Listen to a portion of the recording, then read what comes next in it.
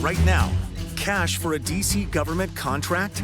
Another city official charged by the FBI. The same allegation that just cost a councilman his seat. The individuals that were found to be trying to influence the process have been rightly handled by the criminal justice system. For the next half hour, 7 News takes a deep dive seeking answers from the top about a culture of alleged corruption and mismanagement inside multiple agencies. Primarily one tasked with preventing neighborhood conflicts from turning to gun violence. Tonight at 5:30, we have special team coverage after another D.C. official is charged with bribery. The former deputy director of the Office of Neighborhood Safety and Engagement, or WNS as it's called, is accused of trying to steer city contracts. Our D.C. reporter, Felicia Ashley, spoke with the mayor today about this new charge, and our I-team is following up on a report about missing financial records. First, though, let's get into this new investigation. Dana McDaniel was deputy director of the Neighborhood Safety Office from January of 2020 to April of 2023. Now, according to court documents, she received at least $10,000 from the operator of a violence intervention business in order to secure contracts with the city. The goal of these organizations is to stop gun violence in D.C. neighborhoods. And if this all sounds very familiar, that's because former council member Trayon White's federal bribery investigation is linked to the same thing. Cash allegedly exchanged to influence who's picked for violence intervention contracts. At some point, McDaniel moved to work for another D.C. agency. As of November 2024, she is no longer working for the city. We reached out to all the council members to ask if they think there should be a stop to new violence intervention grants. Josh has been keeping tabs on what we're hearing. Josh? Yeah, Scott, so far we've only heard back from Councilmember Brooke Pinto. She chairs the Public Safety Committee. She sent us this statement that reads in part, quote, due to the circumstances surrounding this indictment and indictment of former Councilmember Trayon White, I conducted more oversight with WNS last fall and have another oversight hearing next week as we push the agency to stay focused on violence prevention work and to manage grants in-house with more checks and transparency. We'll have her full statement on our website and let you know when we hear more from council members. Scott?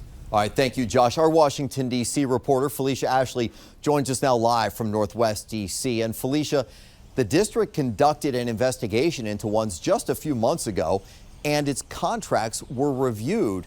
So why wasn't this alleged bribery caught?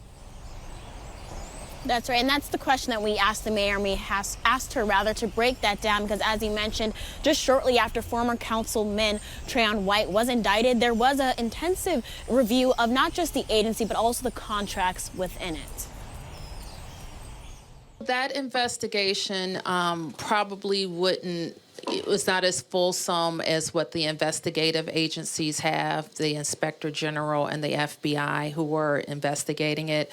So it does not surprise me that we did not see evidence of a bribe. But what the investigation did show us,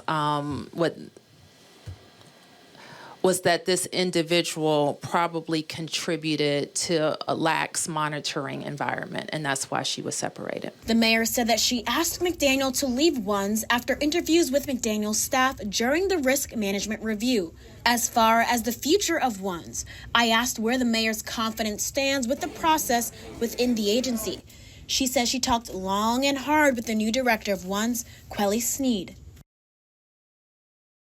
And Sneed was appointed to this position as the new director. Back in the fall, she got the approval from the council, and the mayor added in regards to Sneed that she has a contracting experience with what is going on with WNS, and she said that is what will be focused on as well. For now, reporting live from Northwest D.C., Felicia Ashley, 7 News. Yeah, and you got that response from the mayor, Felicia, but I'm curious, what about the current and the new contracts with WNS? Right. Well, we did ask the mayor about that as well. And she said in the fall they did that review of all of the contracts. And she said when it came to the new contracts, the past ones that were reviewed, we're breaking this down. She said that they all had a review rather, and then the new proposals were then reissued. So that's what she had to say in regards to the contracts that are happening. She does say she has confidence in the contracts that they're working on right now because of the new director that was appointed. All right, Felicia Ashley in Northwest for us tonight. Felicia, thank you. Last August, the 7 News I-Team was first to find required monthly records from third-party vendors who supply violence interrupters to ones we're missing. Executive Director Kelly Sneed said she was cleaning all of that up. Our I-Team investigator, Scott Taylor, exposed it all. He joins us here in the studio. Scott, is the district still coming up with these missing records? Yeah, terrific question. You know, I asked that today, but so far, no answer. Let's go back to last summer when I discovered the missing records. We knocked on the front doors of the vendors who supply violence interrupters to the district. We didn't find anybody to talk to. Last year, 7 News discovered Progressive Life Center, located in Northeast D.C., supplied violence interrupters to D.C.'s Office of Neighborhood Safety and Engagement, or WUNS. It did it through multiple third-party vendors. In August, I tried to knock on all of the vendors' front doors during the day, but didn't find anybody in the office. I'm trying to get a hold of somebody with Life Deeds. Are you with Life Deeds? Hello, ma'am. You can actually see a big, huge banner of Trayon White. Vote for Trayon White 2024. And there's nobody here. 7 News also discovered through a Freedom of Information Act request some of the vendors' monthly reports, which are required by the district, were missing. In November, a district audit of WUNS discovered the same thing, missing records. We just filed another request for the past 6 months of records. Late last year, WUNS new deputy director, Kelly Sneed, told 7 News she was adding a new compliance unit and developed a new grant monitoring process to improve her department. We have a compliance team, and also, as the deputy mayor mentioned, within our compliance as well as our SOP for how we handle grants, all of the requirements are allowed, and so there's processes to follow up when those things aren't met. Now, I do want to make it clear the audit did say it could not establish willful wrongdoing by any WUNS employee. Now, Dana McDaniel, a former WUNS deputy director, has been charged for taking a $10,000 bribe, allegedly. Last year, a violence interrupter was shot to death by D.C. police. Earlier this month, a second WUNS violence interrupter was sentenced to 13 years in prison for a drive-by shooting. For the I-Team, Scott Taylor, 7 News. Scott, thank you. All of this turmoil comes as President Trump is looking to put the federal government back in control of Washington, D.C. Republicans on the Hill support it, and they are pointing to crime, homelessness, and mismanagement within the D.C. government as a reason. And here is what the president had to say about some of his concerns. I like the mayor. I get along great with the mayor. But they're not doing the job. Too much crime, too much graffiti, too many tents on the lawns of these magnificent lawns, and there's tents, and, you know, it's a sad thing, you know, homeless people all over the place, and we got to take care of the homeless, but you can't have that in Washington, D.C. This is not the first time President Trump has expressed concerns over conditions in D.C. No, back in 2023, while in the district for a court hearing related to his January 6th charges, he spoke about his disappointment with the state of the district. Well, thank you very much. This is a very sad day for America. And it was also very sad driving through Washington, D.C. and seeing the filth and the decay and all of the broken buildings and walls and the graffiti. This is not the place that I left. It's a very sad thing to see it. All right, our John Rogers is over at the alert desk right now, and he's taking a much closer look at just what the elimination of home rule would mean for people in D.C. John? Well, Scott, for starters, it helps to explain just what home rule is. Okay, so for those who don't understand, this is what it is. This is D.C.'s form of self-governance since 1973. The mayor is like the governor. The council is comparable to a state legislature. Now, despite home rule, Congress can reject D.C.'s budgets and laws. For example, Congress voted to block a change to the criminal code that would have reduced sentences for some crimes, including carjacking. This happened during the crime spike 2 years ago. Since then, Congress has allowed numerous acts of legislation cracking down on crime. And also, the president appoints the district's judges. So what happens if home rule goes away? The ACLU says D.C.'s entire local government would dissolve. No mayor, no council. All administration of the district would presumably pass on to members of Congress. We'll, of course, be following these developments very closely. Yeah, tumultuous times. Thank you, John. Still ahead, we continue our coverage of what another bribery allegation means for the D.C. government. We'll break down just what violence intervention programs do, and we're talking with one expert about how this really impacts taxpayers. Keep that handy coat, the gloves too. You're going to need it. Cold alert through tomorrow morning. Look at the wind chill temperatures. La Plata feeling like 7 degrees in the morning. 6 for Triangle, 3 for Manassas. The southwestern zones just as cold with 6 degrees around Culpeper. And look at the 10, what it will feel like around the district. Maybe just 5 for Reston. It's a cold alert through tomorrow morning for all of our zones. But we're looking ahead to temperatures going up. 39 degrees the high temperature for tomorrow afternoon. We'll fall back into the 20s. Wait until you see how nice the weekend is looking. Coming up next.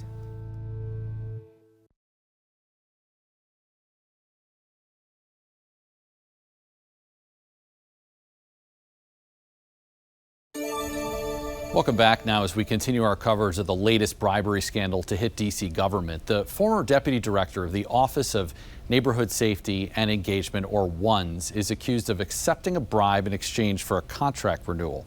7 News has been looking into these violence interruption programs and groups for months. There are actually 2 programs in the district. One is run by the D.C. Attorney General's office. It's called Cure the Streets. Mayor Bowser's office runs the other out of WUNS. Both programs pay neighborhood organizations to interrupt violence. They generally hire people who live in higher crime neighborhoods. These are often folks who are former convicts at times, who might know what feuds lead to violence and serve as mentors to try and de-escalate agreements before they go too far. In 2023, violence interrupters mediated 344 neighborhood ceasefires. That's according to the mayor's office. These are the areas of the district both the attorney general's and mayor's programs cover. In some cases, they overlap. Councilman Kenyon McDuffie has reintroduced a bill to merge them. He wanted all violence interrupters run out of the D.C. Attorney General's office. As of last month, the bill was sent to the committee. Josh, thank you. So who really takes on this big task of going out to D.C. neighborhoods to try and make them safer? Coming up, we're hearing from people who will be on the ground trying to make a change every day.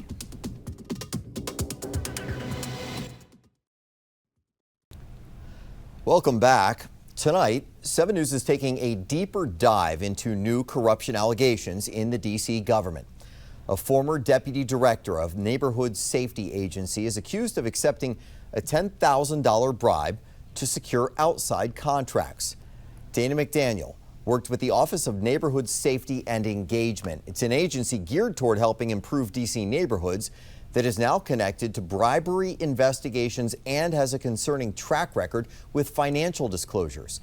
Our John Rogers is over at the alert desk right now. He's looking into the agency's budget a bit more. John, what do you know? So Scott, this agency has been open since 2017. Just a couple years later, it saw a huge influx of COVID-19 funding, but that slowly dwindled, meaning cuts are necessary. So here's a look at the 2025 budget, down about $5 million from the year before. In the new budget year, it is poised to see a $5 million cut. Specifically, Violence Intervention Office funds have been slashed in half to just over $7 million. That's directly a result of one-time federal COVID money drying up. However, there hasn't been a big change in staffing. There's still 28 full-time employees there.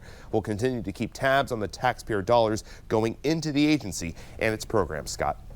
All right, John, thank you. This latest bribery charge came on the same day that the mayor touted 28 consecutive clean audits for the city.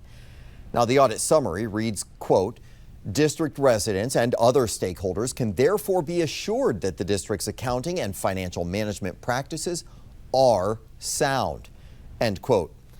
David Williams with the Taxpayer Protection Alliance is joining us now. And David, the charges against Trayon White and Dana McDaniel are for allegedly taking outside money, not taking it from the government. So how much more difficult does that make it to identify any concerning behavior? Good evening. And this is a very disturbing trend. And when you have the mayor talking about a clean audit, well, obviously something is going on at once, right? There is a problem within this this agency.